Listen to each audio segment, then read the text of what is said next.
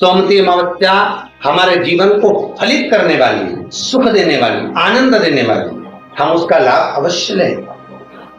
निवेदन है, जिसके घर में क्लेश बहुत मचा हुआ है या कोई पैसा खाकर चले गया, धन नहीं दे रहा, रुपया नहीं दे रहा और बहुत मशक्कत कर लिए, हाथ जोड़ लिया, पांव पड़ लिया, रुपया नहीं दे रहा, तो काली तिल्ली को पानी में गला दीजिए और पानी में गलाकर उसको सुबह पीस लीजिए। सोमवती अमावस्या के दिन सुबह पीस लो। पीस कर एक कटोरी में उसमें पीला चंदन मिला लीजिए, उसको लेकर जाइए। एक लोटे में दूध और जल लेकर जाइए, 5 बेलपत्र लेकर जाइए। शंकर के मंदिर में पहुंचिए। शंकर जी के शिवलिंग को, वो जो तिल आपने पीसी है उस तिल को आप मिक्सर में मत पीसना, हाथ से कूटिए या कोई बेलन से या कोई वस्तु से उसको पीसिए और पीस कर उसका उत्तन तैयार करिए। उसमें चंदन मिलाकर शंकर के शिवलिंग को समर्पित करिए। शंकर के शिवलिंग को लगाइए, केवल शिवलिंग को ही नहीं, भगवान शंकर की संपूर्ण जलाधारी पर, जहां शंकर भगवान की बेटी अशोक सुंदरी है, कार्तिकेय जी हैं, गणेश जी हैं, उस पूरे जलाधारी में जहां पार्वती मैया भी विराजमान है, पूरी जलाधारी को समर्पित करिए। समर्पित कर कर त्रिपुंड लगाइए, अपनी 3 उंगलियां उसी चंदन पर फेर दीजिए। फेर कर अपनी कामना कर कर बेलपत्र चढ़ा दीजिए। 5 या 7 बेलपत्र आपके भाव से आप शिव को समर्पित कर दीजिए। समर्पित कर कर हाथ में कलश लेकर, दूध और जल मिला हुआ पात्र लेकर शंकर को समर्पित करिए और बाबा भोलेनाथ से विनती करिए कि जिस व्यक्ति ने हमारा धन खाया है, जिस व्यक्ति ने पैसा रख लिया या कोई लेकर चले गया या कोई ऐसा काम हो गया कि वो धन आ ही नहीं रहा है, बहुत तकलीफ में है, तो बाबा से विनती करो। मुझे पूरी उम्मीद है कि सोमवती अमावस्या इस बार आप जो कर रहे हैं, अगली सोमवती अमावस्या जब आएगी, इतनी प्रसन्न चित्त में आप ये पूजन करेंगे, वापिस करेंगे और पूरे परिवार समेत करेंगे। जब आपका धन आ जाएगा, वैभव हो जाएगा, तो आप वापिस उसको धारण करेंगे। फिर नहीं, और लिख के रखना, अगली सोमवती को फिर करना। जब सोमवती अमावस्या पड़े फिर उसको करिएगा, आपको फल अधिक मिलेगा।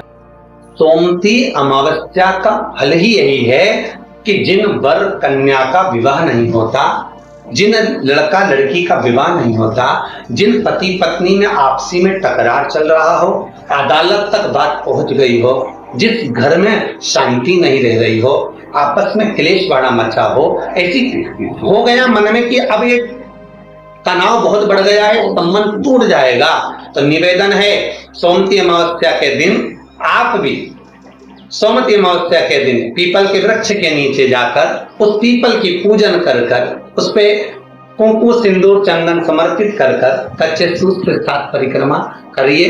7 बने तो 7, वैसे तो 108 लगाओगे तो आपके जीवन में सुखता आएगी।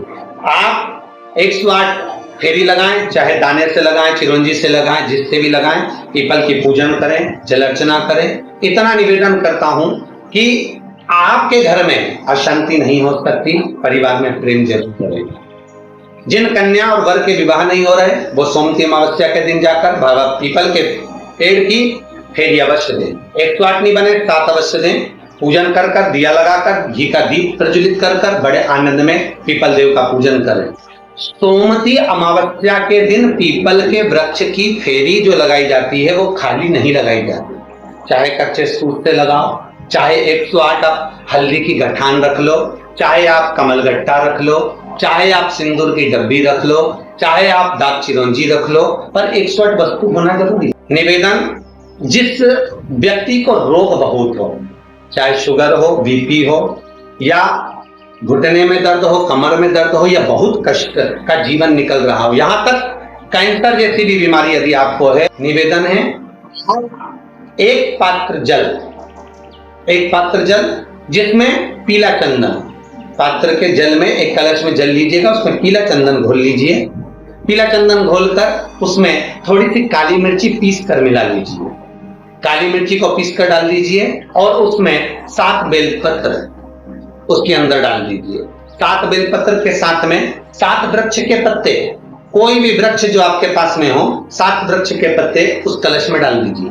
घर से निकलते समय पूरे घर का भ्रमण करते हुए, जिस व्यक्ति को रोग बहुत है उस व्यक्ति का स्पर्श कराते हुए वो जल शंकर भगवान के ऊपर समर्पित कर कर थोड़ा सा जल बचाकर, पत्तियां सब शिव जी को चढ़ाकर थोड़ा सा जल बचाकर शंकर की देहली पर चढ़ा दीजिए, शंकर की चौखट पर, भगवान शंकर के शिवलिंग की चौखट पर समर्पित करें। शिवलिंग की चौखट पर समर्पित कर कर उसी जल जो आपने देहली पर चढ़ाया है, उसी जल का भाग थोड़ा सा कटोरी में 1 चम्मच के बराबर लेकर आइए। जो व्यक्ति बीमार है उसके शरीर पर उसको छींटा दीजिए। 3 बार छींटा देना है, सुबह, दोपहर और शाम।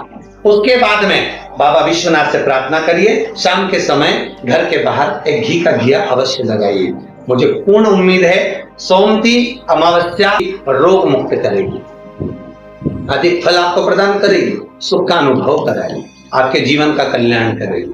जो बच्चे पढ़ने में कमजोर है या कोई विद्या के लिए किसी एग्जाम में बैठ रहे हैं, गवर्नमेंट के एग्जाम में बैठ रहे हैं और बच्चे उस एग्जाम में पास नहीं हो पा रहे हैं या निकल नहीं पा रहे हैं, या कोई टीचिंग के लिए, बैंकिंग के लिए आप अप्लाई कर रहे हो, नहीं हो रहा है, निवेदन है सोमती अमावस्या कल पड़ रही है, 2 स्वस्तिक आपको बनाना है। कितने स्वस्तिक बनाना है? 2 स्वस्तिक। एक स्वस्तिक कुंकू का पीपल के पेड़ पर बनाना है आपको। पीपल के पेड़ पर बनाने के बाद में जमीन पर, भूमि पर एक घी का दिया लगाना है। दूसरा स्वस्तिक शंकर के मंदिर की चौखट पर आपको बनाना है, किसी भी एक साइड में, चाहे राइट में बना लें चाहे लेफ्ट में बना लें। शंकर के मंदिर पर जो स्वस्तिक बनाओगे वो पहले पीपल के वृक्ष के बनाना है। पीपल के वृक्ष के बनाने के बाद में शंकर के मंदिर में शाम के समय आप जाकर स्वस्तिक बना सकते हैं।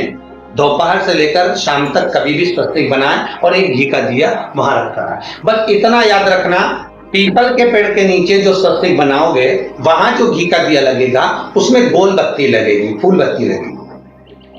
शिव मंदिर की चौखट पर जो दिया लगाओगे उसमें 2 बत्ती लगेगी, लंबी वाली, लंबी बत्ती 2 लगेगी घी की। वो बत्ती आपको शंकर के मंदिर पे दिया कहां रखना है? जहां स्वस्तिक बनाओगे उसी के ऊपर 2 बत्ती का दिया लगाओगे। उस समय पर दिए का जो बत्ती है उसका मुख अपनी ओर होना चाहिए और भगवान शंकर की चौखट पर प्रणाम कर कर, निवेदन कर कर, नमन कर कर आप आइए। आपके जीवन में सफलता प्राप्त होगी। आप जिस चीज की कोचिंग कर रहे हो, जिस चीज में उतरना चाहते हो, आपको वह फल प्राप्त होगा।